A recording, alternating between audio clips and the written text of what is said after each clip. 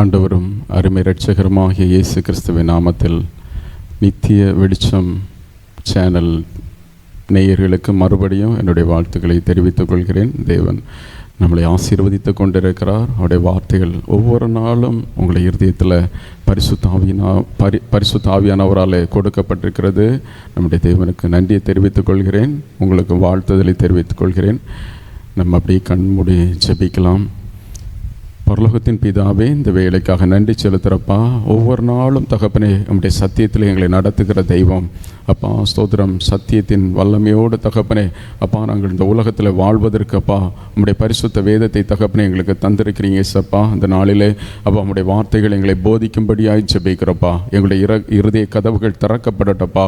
பரிசுத்த தெய்வம் தகப்பனே எங்களை ஆளுகை செய்கிறதற்காக நன்றி செலுத்துகிறப்பா. எங்களுடைய ஆலயமாகிய தகப்பனே இந்த சரீரம் அப்பா பரிசுத்தமாக்கப்படுவதற்கு அப்பா நீர் எங்களுக்கு உதவி செய்யும்படியாய் ஜெபிக்கிறோம் தகப்பனே. அப்பா அந்த ஆலயத்தை தகப்பனே ஒருவன் கெடுத்தால் அப்பா தேவன் அப்பா அவனை கெடுப்பார் என்று சொல்லப்பட்டிருக்கிற வார்த்தையின்படி ஏசப்பா இந்த நாளிலே தகப்பனே எங்களோடு இடைப்படுங்கப்பா.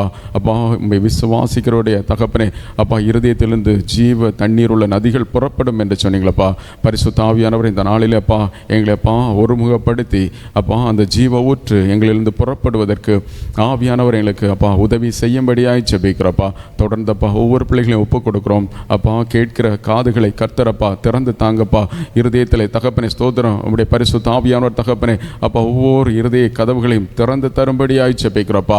ஏசப்பா ஸ்தோத்திரம். அந்த வார்த்தைகள் அப்பா அப்பா 1 30 60 100 பலன் கொடுக்கத்தக்க ஆவியானவரை கிரியை செய்கிறதற்காக நன்றி செலுத்துறப்பா. உம்முடைய வார்த்தைகள் அப்பா ஸ்தோத்திரம் அப்பா ஒன்றும் தரையில் விழாது என்று சொன்னீங்களப்பா. ஏசப்பா உம்முடைய கரத்தில் ஒப்புக் கொடுக்குறோம். பிள்ளைகளை உம்முடைய ஆளுகைக்கு உட்படுகிறோம்ப்பா. அப்பா ஸ்தோத்திரம். கர்த்தருடைய ஆளுகையினாலே கர்த்தரப்பா ஒவ்வொரு இருதயங்களையும் தேற்றுகிறதற்காக நன்றி செலுத்துறப்பா. தொடர்ந்து நீர் இடைப்படுங்க. நம்முடைய ராஜ்யம் தகப்பன இந்த பூமியில் ஸ்தாபிக்கப்படுகிறதற்காக நன்றி செலுத்துறப்பா. ஒவ்வொரு பிள்ளைகளும் அப்பா ஸ்தோத்திரம் அந்த தேவனுடைய ராஜ்யத்தில் அப்பா இன்னும் தகப்பனை ஸ்தோத்திரம் கட்டப்படுவதற்கு பரிசுத்த ஆவியானவரை நீர் உதவி செய்கிறதற்காக நன்றி செலுத்துறப்பா. நம்முடைய கரத்திலே ஒப்பு கொடுக்கிறோம். மீட்போர் மூலம் ஜெபிக்கிறோம் நல்ல பிதாவே. ஆமேன் ஆமேன். இந்த நாளில் பாருங்கள், நம்முடைய சரீரம் தேவனுடைய ஆலயம் அப்படின்னு சொல்கிறது எத்தனை பேர் உணர்ந்திருக்கிறீங்க?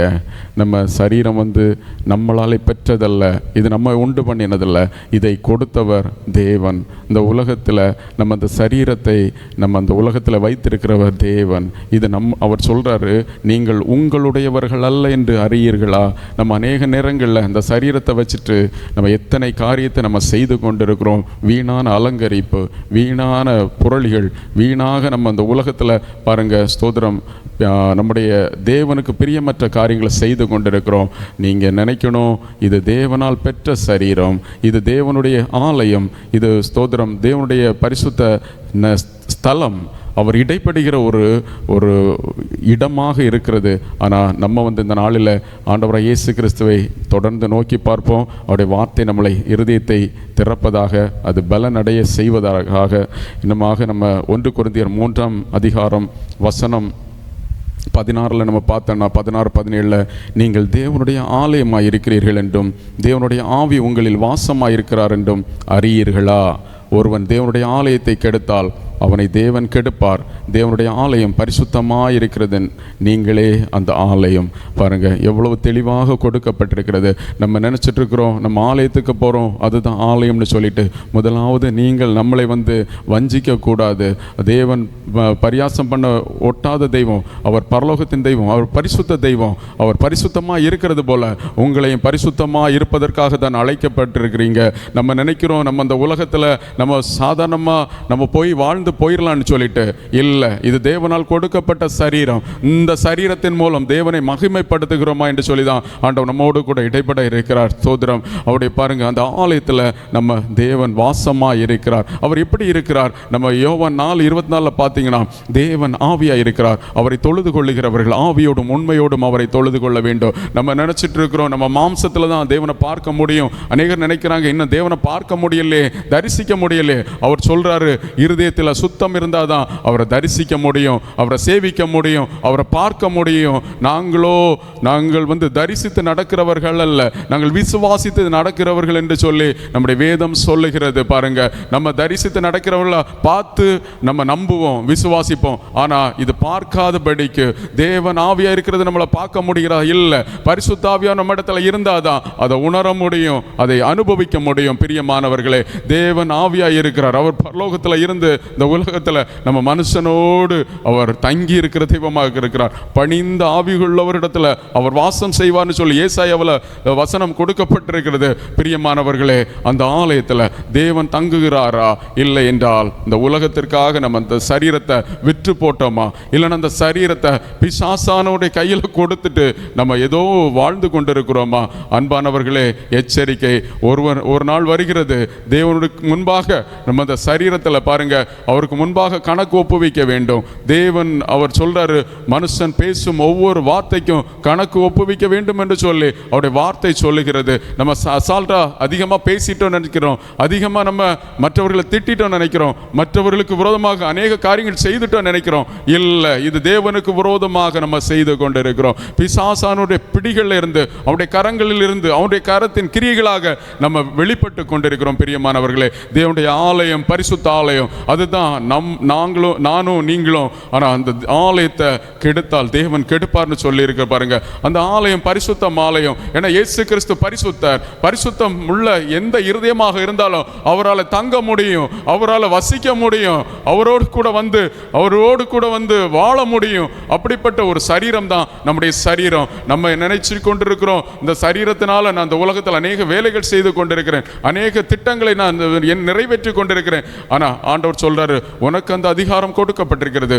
உன்னால் அநேக காரியங்களை நீ சிந்திக்க முடியும், செயல்படுத்த முடியும். ஆனால் ரெண்டே காரியம்தான், ஒன்று பரம காரியம், ஒன்று நித்திய ஆக்கினைக்குட்பட்ட காரியம். நம்ம எந்த காரியத்தை செய்து கொண்டிருக்கிறோம்? பிரியமானவர்களே, இந்த நாளில் நம்ம சிந்திக்கிற காரியங்கள் கூட, நம்ம செயல்படுத்துகிற காரியங்கள் கூட ரெண்டாக தான் பிரியும். ஒன்று பரலோகத்திற்கு உட்பட்டவைகள், ஒன்று பாதாளத்திற்கு உட்பட்டவைகள். அதாவது தேவனால் உட்பட்டவைகள், தேவனுக்கு உட்பட்டவைகள், இல்லைன்னா பிசாசுக்கு உட்பட்டவைகள். நம்முடைய சரீரம் இன்றைக்கு எதற்கு பயன்படுத்தப்பட்டு கொண்டிருக்கிறது? இந்த சரீரத்தில் நீங்க பாத்தீங்கன்னா யாக்கோபுல சொல்லப்பட்டிருக்கும், அந்த சரீரம் எப்படி ஸ்தோத்திரம், அந்த நாவு எப்படின்னு சொல்லப்பட்டிருக்கும் பாருங்க.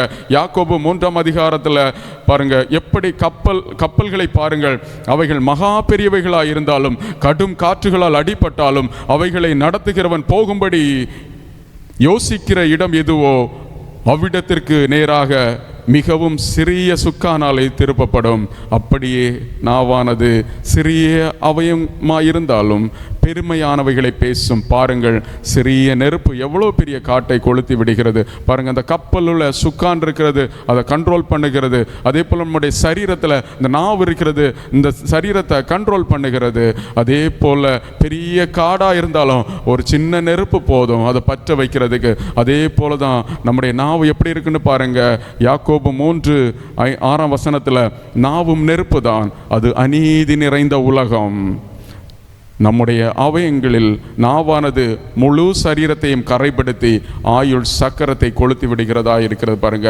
நம்முடைய ஆயுளை இலகுவாக கொளுத்தி விடும் பாருங்க. அக்கிரமத்தினாலும் பாவத்தினாலும் நம்ம எளிதாக சிக்கொண்டு விடுவோம், இந்த உலகத்தினால கரைப்பட்டு இருப்போம். ஆனால் பரிசுத்த தெய்வம் நம்மோடு கூட வாழ முடியாது பாருங்க. ஆயுள் சக்கரத்தை கொளுத்தி விடுகிறவர்களாகவும், நமக்கு கொடுக்கப்பட்டிருக்கிற ஆயுசு நாட்களை நம்ம சேதப்படுத்துகிறவர்களாகவும், பிசாசுக்குட்பட்டவர்களாகவும் நம்ம வாழ்ந்து கொண்டிருப்போம். அதுதான் ஆண்டவர் சொல்றாரு, நரக அக்னியால் கொளுத்தப்பட்டதாயும் இருக்கிறது இந்த நாவு பாருங்க. சகல விதமான மிருகங்கள், பறவைகள், ஊரும் பிராணிகள், நீர் வாழும் ஜந்துக்களாகிய இவைகளின் சுபாவம் மனுஷ சுபாவத்தால் அடக்கப்பட்டதும் உண்டு. நாவை அடக்க ஒரு மனுஷனாலும் கூடாது. இன்றைக்கு நம்ம யோசித்து பார்ப்போம், நம்முடைய நாவை நம்ம யோசித்து பார்ப்போம். நம்முடைய நாவினால் எத்தனை காரியங்களை நம்ம பேசி கொண்டிருக்கிறோம், அடக்க முடியாதபடிக்கு பாருங்க. எத்தனை திமிரான பேச்சுக்கள், எத்தனை நிந்தையான பேச்சுக்கள், மனுஷனை எந்த சூழ்நிலைக்குள்ளாக நம்ம கொண்டு போகிறோம். நம்ம அநேக இந்த உலகத்தில் இந்த நாவினாலே மரித்ததுண்டு. ஒரே ஒரு வார்த்தை தான் சொல்லியிருப்பாங்க. அநேக இந்த ஸ்தோத்திரம் லட்சக்கணக்கில் ஜனங்கள் இந்த நாவினால பேசப்பட்ட வார்த்தைகளினால மரித்து போயிருக்கிறாங்க. எத்தனை பேருக்கு தெரியும்? நம்ம பேசின பேச்சுக்கள் அநேகரை காயப்படுத்தினது உண்டு. அந்த காயம் ஆற முடியாது, ஆறாது. அது இருதயத்துக்குள்ளாக ஒரு வடுவாக, ஒரு காயமாக எப்பொழுதுமே இருந்து கொண்டிருக்கும். ஆனால் ஆண்டவராக இயேசு கிறிஸ்து சொல்றாரு, இன்னைக்கு நாவை பரிசுத்தப்படுத்திக்கொள். நீ பேசுகிற ஒவ்வொரு பேச்சும், நம்ம பாருங்க, இவ்வளவு நாள் நம்ம உலகத்தில் எத்தனையோ காரியங்கள் பேசியிருப்போம். அவ்வளவு காரியமும் நமக்கு முன்பாக கொண்டு வந்து விட்டா, ஒவ்வொரு வார்த்தையும் நம்ம எடுத்து பார்த்தோம்னா எத்தனை வார்த்தைகள் காயப்படுத்தின வார்த்தைகள், எத்தனை வார்த்தைகள் தேவனை துக்கப்படுத்தின வார்த்தைகள், எத்தனை வார்த்தைகள் சாத்தானுக்கு கைக்கூலிகளாக, சாத்தானுக்கு அடிமைகளாக நம்ம பேசின வார்த்தைகள். பாருங்க, அப்படிப்பட்ட வாழ்க்கைக்குள்ளாக நம்ம கடந்து போகிறோம். அப்படிப்பட்ட வாழ்க்கையினோட கடந்து போய் கொண்டிருக்கிறோம். ஆனால் ஆண்டவராக இயேசு கிறிஸ்து சொல்லுகிறார், உன் நாவை சுத்திகரி, உன் நாவை பரிசுத்தப்படுத்து. இது தேவனுடைய ஆலயம். இந்த ஆலயத்தில் இந்த நாவு பரிசுத்தமாக்கப்பட்டனா நல்லா புரிஞ்சுகளுங்க, இதிலிருந்து ஜீவ நதிகள் புறப்படும் என்று சொல்லப்பட்டிருக்கிறது. நம்முடைய சரீரத்திலிருந்து ஜீவ நதிகள் புறப்படும். ஜீவ நதி புறப்படுமா?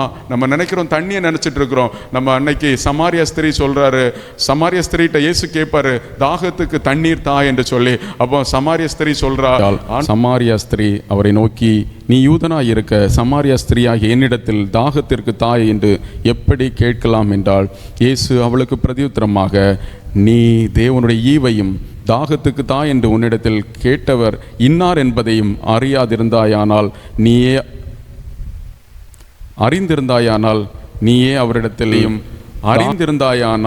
நீயே அவரிடத்தில் கேட்டிருப்பாய், அவர் உனக்கு ஜீவ தண்ணீரை கொடுத்திருப்பார் என்று இயேசு பாருங்க சொல்றாரு.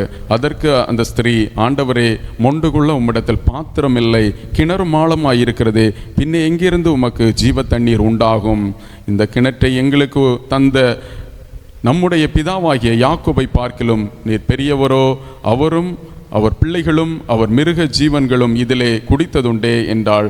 இயேசு அவளுக்கு பிரதியுத்தரமாக, இந்த தண்ணீரை குடிக்கிறவனுக்கு மறுபடியும் தாகம் உண்டாகும், நான் கொடுக்கும் தண்ணீரை குடிக்கிறவனுக்கோ ஒரு காலம்.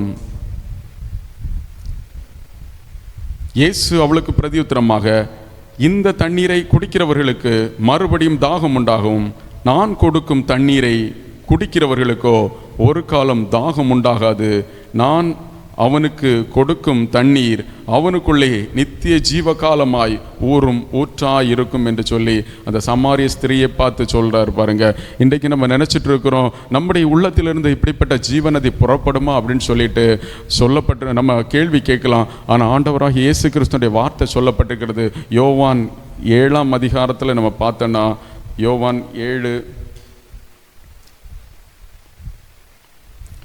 7ஆம் அதிகாரம் வசனங்கள் 37-38 பார்த்தோன்னா, பண்டிகையின் கடைசி நாளாகிய பிரதான நாளிலே இயேசு நின்று சத்தமிட்டு, ஒருவன் தாகமாயிருந்தால் என்னிடத்தில் வந்து பானம் பண்ண கடவன், வேத வாக்கியம் சொல்லுகிறபடி என்னிடத்தில் விசுவாசமாக இருக்கிறவன் எவனோ அவன் உள்ளத்திலிருந்து ஜீவ தண்ணீருள்ள நதிகள் புறப்படும். பிரியமானவர்களே, இன்றைக்கு இந்த சரீரம் தேவனுடைய ஆலயமாக இருந்துன்னா இதற்குள்ளாக இருந்து ஜீவ நதிகள் புறப்படும். நம்ம கேட்கலாம், எப்படி என்னுடைய உள்ளத்திலிருந்து ஜீவ நதி புறப்படும் அப்படின்னு சொல்லிட்டு. இந்த உள்ளத்தில் நம்ம அநேக உலகத்தின் காரியங்களை நம்ம அடைத்து வைத்து உலகத்தின் பிடிகளில் நம்ம சிக்கொண்டு இருக்கிற எந்த மனுஷனிடத்திலிருந்தும் எந்த ஜீவ நதியும் புறப்பட முடியாது. இது இந்த இருதயமெல்லாம், இந்த ஊற்றெல்லாம் இன்னை அடைப்பட்டு போயிருக்கிறது. இந்த ஊற்றுகள் எல்லாம் இன்னைக்கு பிசாசான அவனுடைய கண்ணிகளில் சிக்கொண்டு அவனுடைய வார்த்தைகளை கொடுக்கிற ஜீவ ஊற்றுகளாக புறப்பட்டு கொண்டிருக்கிறது. பிரியமானவர்களே, நம்ம பேசி கொண்டிருக்கிற ஒவ்வொரு வார்த்தையிலும் ஜீவன் உண்டாகணும். அவர் பரிசுத்த ஆவியானவர் நம்ம இந்த நாளில் நம்ம இடைப்பட்டு நம்முடைய உள்ளத்தில் இருந்து அந்த ஜீவ நதியை கொண்டு வருவதற்கு எந்தெந்த காரியங்கள், எந்தெந்த கசப்பு, வைராக்கியம், கோபம், எரிச்சல், எப்படிப்பட்ட காரியங்கள் நம்முடைய இருதயத்தில் இருந்தாலும் அவர் நம்ம இந்த நாளில் அந்த காரியங்களை நம்மளை விட்டு வெளியே கொண்டு வருவதற்கு ஆண்டவர் விரும்புகிறார். அவருடைய பரிசுத்த வார்த்தைகளினாலே நம்முடைய இருதயத்தை நிரப்புவதற்கு ஆண்டவர் விருப்பம் உள்ளவராக இருக்கிறார். நாம் பரிசுத்தமுள்ள பிள்ளைகளாக, ஆண்டவரோடு இடைப்பட்டு கொண்டிருக்கிற பிள்ளைகளாக, எப்பொழுதும் ஜெபிக்கிற பிள்ளைகளாக, அவருடைய வேதத்தை தியானிக்கிற பிள்ளைகளாக இருந்தால் நம்முடைய இருதயம் அவருடைய பரிசுத்த ஆவியானோடைய அந்த ஆளுகைக்கு உட்பட்டு இருக்கும், அவருடைய கண்ட்ரோலுக்கு உட்பட்டு இருக்கும். அந்த நேரத்தில் தான் அந்த ஆவியானவர் நம்ம இருதயத்திலிருந்து தேவ தேவனுடைய ஜீவனுள்ள வார்த்தைகளை நம்ம கொடுக்கும் பொழுது அநேக இந்த நதியினால நம்ம பேசப்படுகிற வார்த்தைகளினால நம்ம ஜனங்களோடு இடைப்படும் பொழுது அது ஆவியாய் வெளிப்படும், அது ஜீவனாய் வெளிப்படும். நம்முடைய வார்த்தைகளில் ஜீவன் இல்லை, நம்முடைய சொந்த வார்த்தைகளில் பேச்சுக்களில் எந்த பிரயோஜனமும் இல்லை. பிரியமானவர்களை, இந்த நாளில் நம்ம சிந்திக்க வேண்டியது அவசியமாக இருக்கிறது. ஜீவனுள்ள தேவனுடைய வார்த்தைகளுடைய நம்ம இருதயத்தில் ஆவியாயும் வல்லமையாய் இருக்கும் பொழுது, அந்த வார்த்தைகள் வெளிப்படுத்தும் பொழுது, அந்த வார்த்தையை கேட்கிற ஜனங்கள் ரட்சிக்கப்படுவாங்க, பாவ உணர்வடைவாங்க, பரிசுத்தம் அடைவாங்க. பரிசுத்தம் அடையும் பொழுது அவர்களுக்குள்ளாக இருக்கிற அந்த தித்திப்பு கசப்பான நதி பாருங்க, ஒரே ஊற்றுக்கண்ணில் இருந்து எப்படி ஒரு 2 விதமான தண்ணீர் புறப்படுமா? முடியாது. ஒரே ஊற்றுக்கண்ணில் இருந்து ஒரே ஜீவநதி தான் புறப்பட முடியும். இல்லைன்னா தித்திப்பான ஜீவநதி புறப்படணும். பாருங்க, ஸ்தோத்திரம், 2 நதி தான். ஒன்று தித்திப்பா இருக்கும், ஒன்று கசப்பா இருக்கும். இந்த தித்திப்பான நதியாய் உடையவர்களாக நம்ம இருதயத்தில் பேசப்படுகிற வார்த்தைகள், நம்முடைய கசப்பாக நம்முடைய இருதயத்திலிருந்து புறப்படுகிற வார்த்தைகள் ஜனங்களை சேதப்படுத்தும், தீட்டுப்படுத்தும். அப்போ இந்த நாளில் நம்ம சிந்திக்க வேண்டியது, நம்முடைய இருதயம் இருதயத்திலிருந்து புறப்படுகிற நதி எப்படிப்பட்ட நதியாக இருக்கிறது என்று சொல்லி நம்ம கவனிக்க வேண்டியவர்களாக இருக்கிறோம். நம்மளை ஆராய்ந்து பார்க்கும் பொழுது, ஆண்டவரே, என்னுடைய இருதயத்திலிருந்து எப்படிப்பட்ட நதிகள் புறப்பட்டு கொண்டிருக்கிறது, என்னுடைய இருதயத்திலிருந்து எப்படிப்பட்ட ஜீவநதி புறப்படுகிறதா, இல்லைன்னா பரிசுத்த ஆவியானுடைய நதி புறப்படுகிறதா, இல்லைன்னா பரிசுத்த ஆவியானோருக்கு உட்பட்டு இருக்கும் பொழுது பரிசுத்த ஜீவியத்தினால இருந்து புறப்படுகிற அந்த பரிசுத்த வல்லமையுள்ள நதி புறப்படுகிறதா, இல்லைன்னா சாத்தானுடைய ஆளுகைக்கு உட்பட்டிருந்து சாத்தானால பேசப்படுகிற, அவனால செய்யப்பட வேண்டிய காரியங்கள் நம்ம மூலமாக வெளிப்பட்டு கொண்டிருக்கிறதா? இந்த இருதயத்தை நம்ம சுத்திகரிப்போம். ஆண்டவராகிய இயேசு கிறிஸ்து நம்மோடு இடைப்பட்டு கொண்டிருக்கிறார். பிரியமானவர்களே, கர்த்தருடைய வார்த்தையை நம்ம ஜீவனாய் நம்மிடத்திலிருந்து புறப்படும் பொழுது அநேக ஜனங்களுக்காக நம்ம ஜெபிக்கும் பொழுதே விடுதலை உண்டாகும். நம்ம அவர்களோடு இடைப்படும் பொழுது அவருடைய குடும்பத்தில் மாற்றம் உண்டாகிறதை பார்க்கலாம். நம்ம சபைக்கு வருகிற ஜனங்களை அநேகர் ஆண்டவர் சந்திக்கிறார்.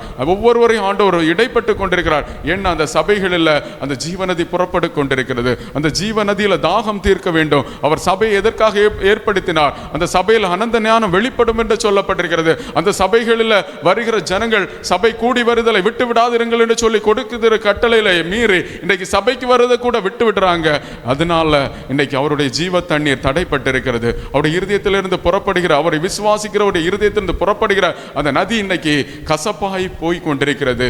பாருங்க, 2 நதி தான். ஒன்று ஜீவநதி, ஒன்று கசப்பான சாத்தானுடைய நதி. இந்த நாளில் அந்த கசப்பான நதியை நம்ம கொடுத்து கொண்டிருந்தா அநேகர் நம்ம மூலமா சேதப்பட்டு கொண்டிருக்கிறாங்க.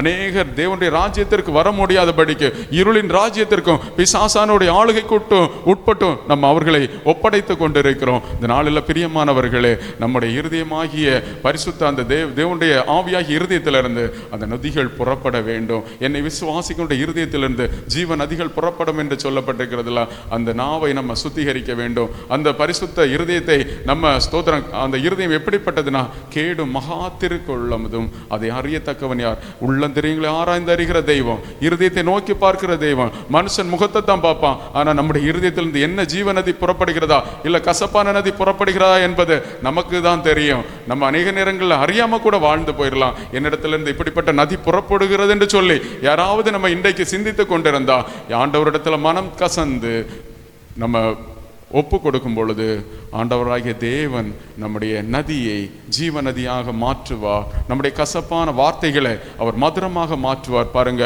அன்றைக்கு இஸ்ரவேல் ஜனங்கள் அந்த எகிப்து தேசத்திலிருந்து வரும் பொழுது அந்த மாறா கசந்த தண்ணீரை அவர் மதுரமாக மாற்றி கொடுத்தார். அதே தேவன் நம்மோடு கூட இருக்கிறார். அதே போல தான் இந்த நாட்களில் நம்முடைய இருதயத்திலிருந்து புறப்படுகிற இந்த கசப்பான தண்ணீரை மதுரமாக மாற்றுகிற தெய்வம் நம்முடைய ஸ்தோத்திரம். நம்முடைய வார்த்தைகளினால அநேகர் சேதப்பட்டிருக்கிறாங்க. நம்ம குடும்பங்கள் கூட வீழ்ந்து கொண்டிருக்கிறது. நம்ம குடும்பங்களுடைய பிள்ளைகளை இத்தனை நாட்களும் நம்ம கண்ட்ரோலுக்கு கொண்டு வர முடியல. ஏன்? நம்முடைய இருதயத்திலிருந்து கசப்பான வார்த்தைகள், கசப்பான பொல்லாத நினைவுகள் வெளிப்பட்டு கொண்டிருக்கிறதுனால தான் நம்ம குடும்பத்திலே நம்ம இந்த மாற்றத்தை பார்க்க முடியவில்லை. கடைசி நாட்கள்ல ஆண்டவர் சொல்றாரு, மாம்சமான யாவர் மேலும் என் ஆவியை ஊற்றுவேன் என்று சொல்லி அவர் ஊற்றி கொண்டிருக்கிறார். யாரெல்லாம் அவருடைய ராஜ்யத்துல நம்ம வந்து அவரிடத்துல சரண்டர் ஆகி அவரிடத்துல இருந்து நம்ம அந்த ஜீவநதியை பெற்றுக்கொள்ள ஆசைப்படுகிறார்களோ அந்த ஒவ்வொருவரும் அவர் பரிசுத்த ஜனமாக அவர் தன்னிடத்தில் சேர்த்து கொள்வார். அவர் சேர்த்து கொண்டது மாத்திரமல்ல, அந்த ஜீவ நதியை நம்மிடத்திலிருந்து புறப்பட செய்கிற தெய்வம். அந்த ஜீவ நதி பாய்கிற இடமெல்லாம் ஆரோக்கியம். நீதிமொழிகளில் சொல்லப்பட்டிருக்கும், உன்னுடைய ஊற்றுக்கண் பாருங்க நமக்கு மாத்திரமல்ல, அது புறத்தாருக்கு அயலகத்தாருக்கு அது பாய்ந்தோட வேண்டும் என்று சொல்லி அதில் சொல்லப்பட்டிருக்கும். அதே போலதான் இந்த ஜீவ ஊற்று நம்மிடத்திலிருந்து புறப்படுகிறது மாத்திரமல்ல, நம்மளை சுத்திகரிக்கிறது மாத்திரமல்ல, நம்மளை பரிசுத்த தெய்வமாக தெய்வத்தோடு நம்ம இடைப்பட வைக்கிற அந்த ஜீவநதியாக மாத்திரமல்ல, இது மற்ற ஜனங்களை ஆரோக்கியம் பண்ண வைக்கும். அதை சௌக்கியம் உண்டாகும். அந்த பரிசுத்த ஆவியார் எதை செய்ய விரும்புகிறார்களோ அதை செய்வதற்கு நம்ம மூலமாக ஆண்டவர் இடைப்பட முடியும். பரலோகம் என்ன அந்த நதியை கொடுத்து கொண்டிருக்கிறதோ, அந்த வார்த்தையாகி அந்த மன்னாவை கொடுத்து கொண்டிருக்கும் பொழுது, அதே போல இந்த உலகத்தில் அவருடைய வார்த்தையை நம்ம எடுத்து கொடுக்கும் பொழுது அந்த ஜனங்கள் அந்த வார்த்தையினாலே திருப்தி ஆவார்கள், வார்த்தையினாலே தேவனிடத்தில் சேருவார்கள். அந்த இருதயத்தின் கசப்பு பொல்லாத வழிகளை விட்டு திரும்புவார்கள், மனம் திரும்பி கசந்து அழுது கர்த்தரிடத்தில் சேருவார்கள். அப்பொழுது தேவனுடைய வார்த்தையினால தேவன் ஒவ்வொரு ஜனங்களையும் அவருடைய பரிசுத்த நதிக்குள்ளாக கொண்டு வந்து அவர்களை தாகம் தீர்ப்பார். ஸ்தோத்திரம். அந்த தாகத்தை தீர்க்கிற ஜனங்களாக, தாகம் தீர்க்கப்பட்ட ஜனங்களாக, பரிசுத்த தெய்வத்துடைய அந்த வல்லமையினால ஸ்தோத்திரம் கட்டப்பட்டவர்களாக பாருங்க. ஸ்தோத்திரம் கட்டப்பட்டவர்கள் என்று சொல்லி நம்ம ஸ்தோத்திரம் இந்த சாத்தானுடைய பிடிகளில் இருக்கிற கட்டுகள் அல்ல, இது பரிசுத்த தேவனுடைய கட்டு கரங்களில் இருக்கிறவர்களாக, பரிசுத்த தெய்வம் எதெல்லாம் பூமியில செய்ய வேண்டும் என்று சொல்லி ஆசைப்படுகிறாரோ விரும்புகிறாரோ அந்த திட்டத்தை நம்ம மூலமா செய்து நிறைவேற்றுவதற்காக தான் அந்த பரிசுத்த ஆவியானவர் நம்முடைய இருதயத்திலிருந்து புறப்பட வேண்டிய கட்டாயத்தில் இருக்கிறோம். அன்பானவர்களே, இத்தனை நாளும் நம்முடைய இருதயத்திலிருந்து கசப்பான, வைராக்கியமான, கோபமான, மற்றவர்களை சேதப்படுத்துகிற, சாத்தானுக்கு அடிமைப்படுத்துகிற ஜனங்களாக இருந்தாலும் இன்றைக்கு ஆண்டவர் விடுவித்து அவருடைய கிரிகளை செய்கிற பரிசுத்த ஜாதியாக, பரிசுத்த ஜனமாக, தேவனுடைய அந்த அன்பின் கட்டளைகளை இருதயத்தில் வைத்தவர்களாக, இருதயத்தில் இருந்து அந்த ஜீவ நதியை வெளிப்படுத்தும் பொழுது அது அநேக ஜனங்கள் பாருங்க, அது அது நதி பாய்கிற இடமெல்லாம் ஆரோக்கியம் என்று சொல்லப்பட்டிருக்கிறது. அந்த நதியில அநேக ஜனங்கள் தாகம் தீர்க்கப்படுவார்கள். அதான் இரவும் பகலும் என்னுடைய வேதத்தில் தியானமாய் இருந்து அவருடைய திட்டத்தை செய்கிறவர்கள் பாருங்க, அவர்கள் செய்வதெல்லாம் வாய்க்கும், செய்வதெல்லாம் வாய்க்கும். நம்ம செய்கிறதெல்லாம் வாய்க்க இல்லையா? நம்ம செய்கிற காரியங்கள் எல்லாம் தோல்வியா? நம்ம நினைத்து கொண்டிருக்கிற காரியங்கள் எல்லாம் ஆண்டவருக்கு பெரியமற்ற காரியங்களா இருந்தா அது தோல்வியாக தான் முடியும். நம்ம இந்த உலகத்துல ஜெயம் பெற்றவர்கள் போல அநேகர் ஓடிக்கொண்டிருக்கிறாங்க, அவருடைய சொந்த ஆஸ்தியையும் ஐஸ்வர்யத்தை நம்பி ஓடிக்கொண்டிருக்கிறாங்க.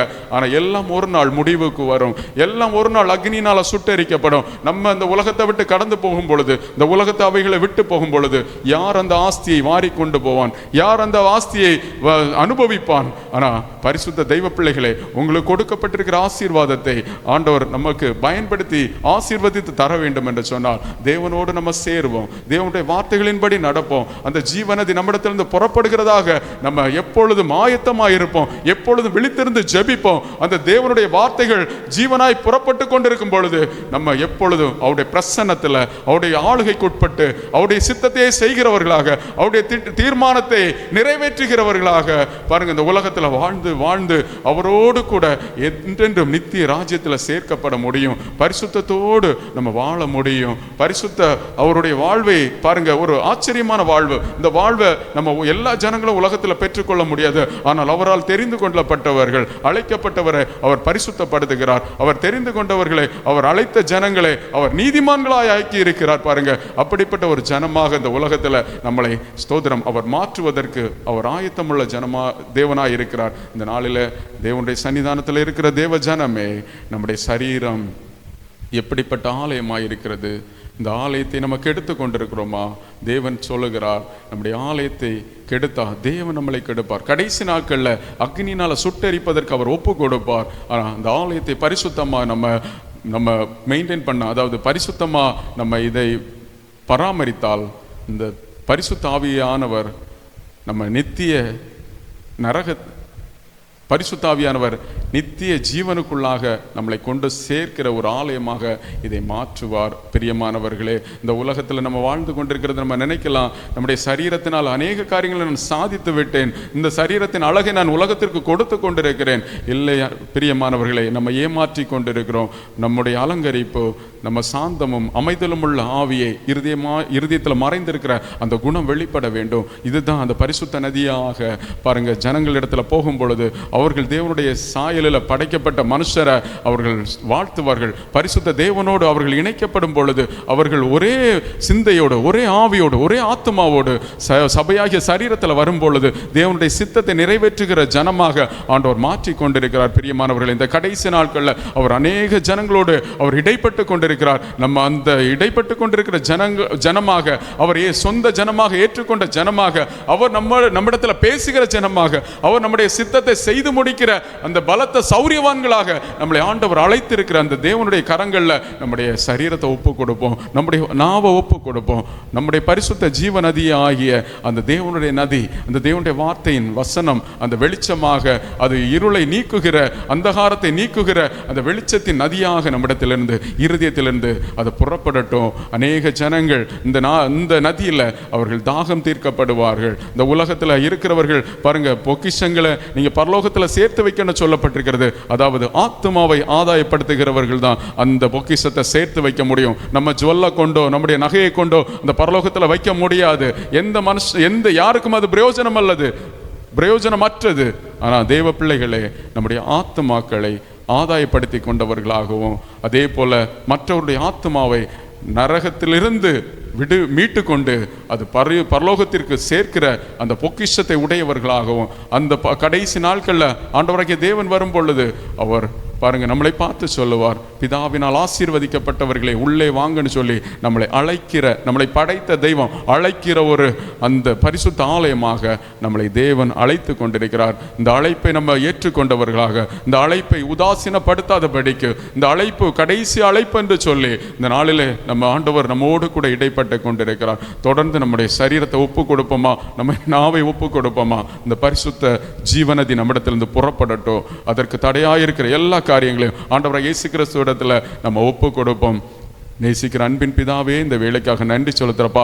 இதை கேட்டு கொண்டிருக்கிற எந்த ஜனமாக இருந்தாலும் ஏசப்பா, அந்த சரீரம் தகப்பனே அப்பா சாத்தானுடைய ஆளுகைக்கு உட்பட்டு இருந்தால் பரிசுத்த பிதாவே, இந்த நாளிலே அப்பா அந்த சரீரத்தை கர்த்தர் மீட்டெடுப்பதற்கு அப்பா உடைய வார்த்தைகளை அனுப்புகிற தெய்வம், அப்பா குணப்படுத்துவதற்காக உடைய வார்த்தைகளை ஒவ்வொரு நாளும் அனுப்பி கொண்டிருக்கிற தெய்வம் ஏசப்பா. அந்த வேலையில தகப்பனே எந்த ஜனமாக இருந்தாலும் பிசாசின் ஆளுகைக்கு உட்பட்டு இருந்தால், இந்த சரீரம் பிசாசுடைய கரங்களில் இருந்தால் இயேசுவே, இந்த வேலையில கர்த்தர் ஒவ்வொரு பிள்ளைகளை மீட்டு கொண்டு வரும்படி எங்களை பயன்படுத்தும்படியாய் ஜெபிக்கிறப்பா. இருளின் வல்லமைகளோடு, இருளின் அதிகாரத்துக்கு உட்படுத்த இருக்கிற எல்லா பிசாசானவனுடைய ஆளுகைக்கு உட்பட்டு இருக்கிற ஒவ்வொரு பிள்ளைகளையும் கர்த்தர் இந்த நாளிலே கூட்டி சேர்க்கிறதற்காக நன்றி.